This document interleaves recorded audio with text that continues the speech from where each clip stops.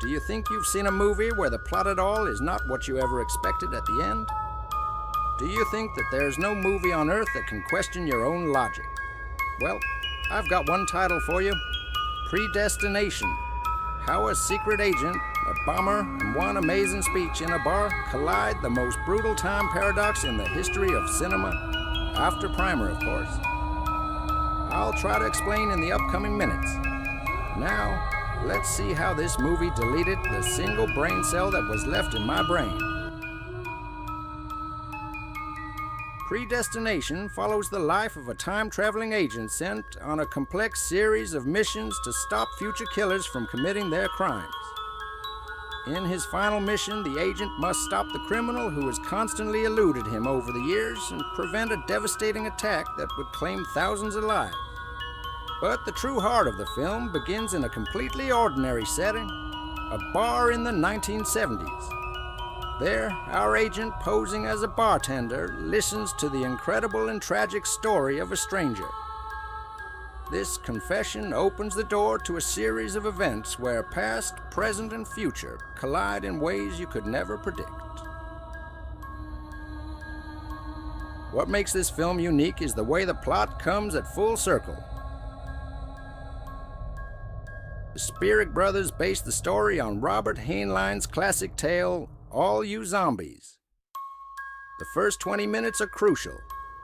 Every line of the dialogue and every scene hints about what will happen later in the movie.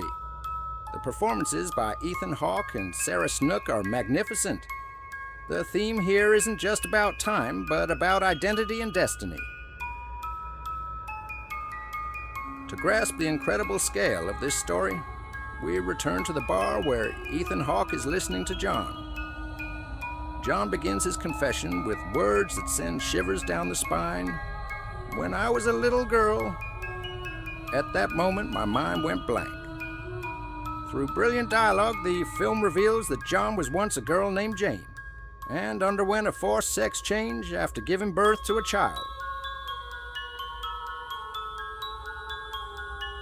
John tells the bartender, "I know exactly where babies come from, but I have no idea where I come from." Their conversation about the chicken and the egg is not merely a joke. They discuss fate, missed opportunities, and the mysterious man who once broke Jane's heart. And then the movie hits us in the face with the most absurd and shocking twist in the history of cinema.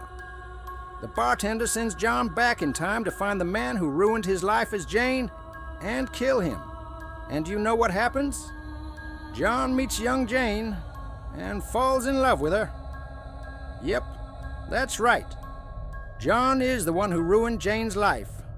They are one. They are the same person, just from different time periods. And that's not all. The baby that Jane gives birth to is stolen by the bartender and sent back in time, which means that this baby is Jane herself. She is her own mother, father, and child. And to top it all off, we finally find out that the terrorist that Ethan Hawke has been chasing his whole life is himself in the future. The twist is not just a twist, it's a total brain fuck.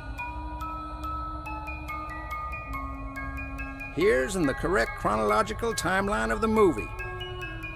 1945, baby Jane is abandoned in an orphanage.